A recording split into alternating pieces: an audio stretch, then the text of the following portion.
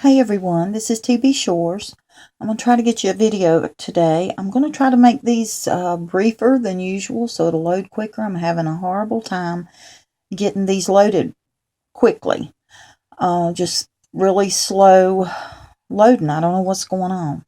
But anyway, today is March the 10th. And I'm going to start, I think what the Lord is wanting me to do is to point out each segment and discuss it.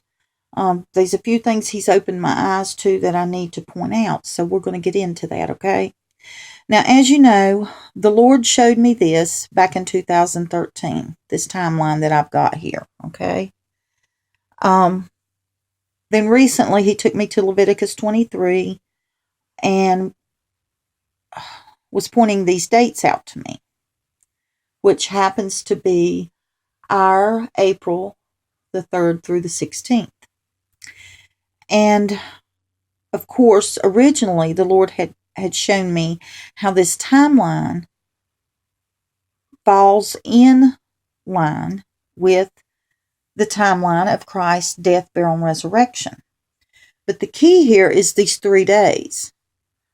He showed me many things about the 3 days, but today we're just going to discuss Passover and well, I'm just going to let the Lord lead me, okay?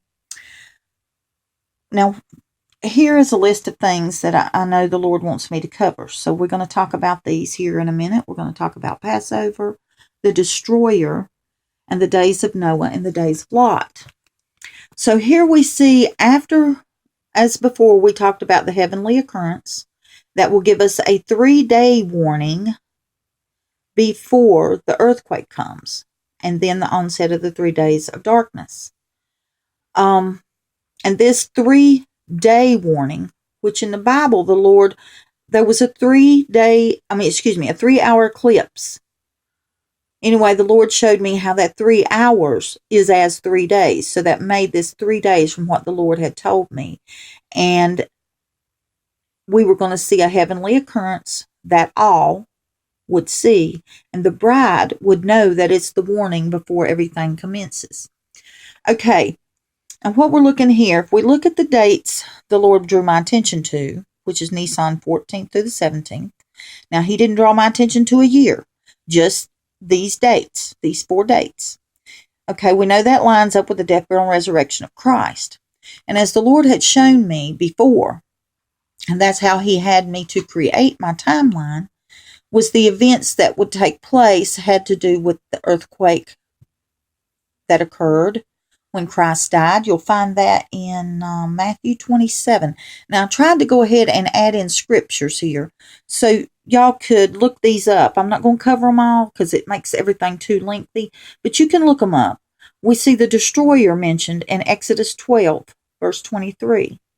And we see the destroyer mentioned again in Revelation 9:11. In Revelation 9:11, he's called, I want to say Abaddon all the time, but Abaddon.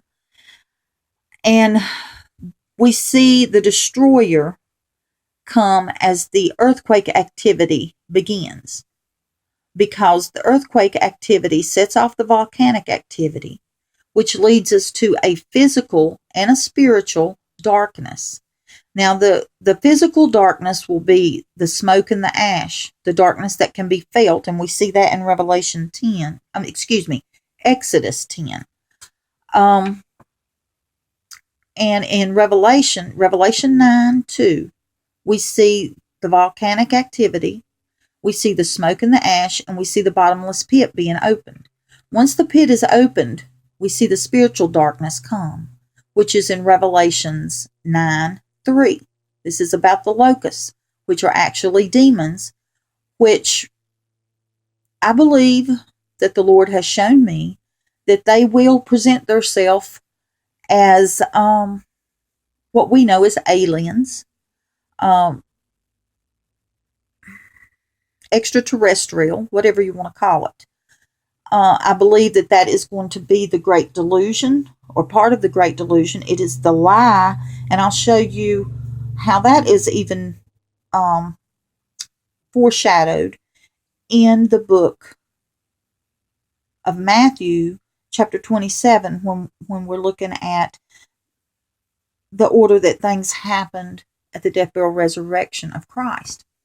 Okay, here we have the destroyer. We discussed when. We see that in the Bible. Exodus and Revelations, and those line up together. And okay, we've got our volcanic activity.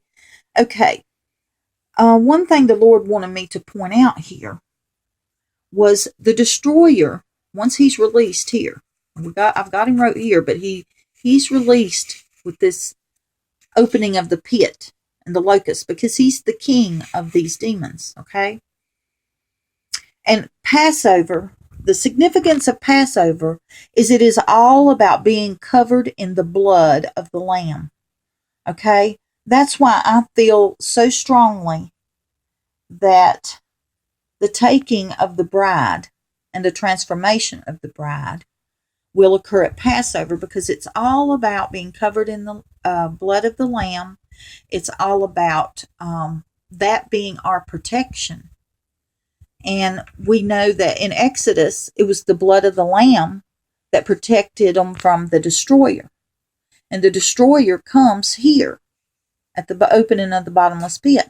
So we can see clearly how that the blood of the Lamb at Passover plays a big part in what is going to come as the end time events play themselves out and what we're seeing in Revelation. So I'm going to cut this off right now, and then I'm going to pick back up with some other things God wanted me to point out, because I want these to load quickly. And I'll be back shortly, okay? Love y'all.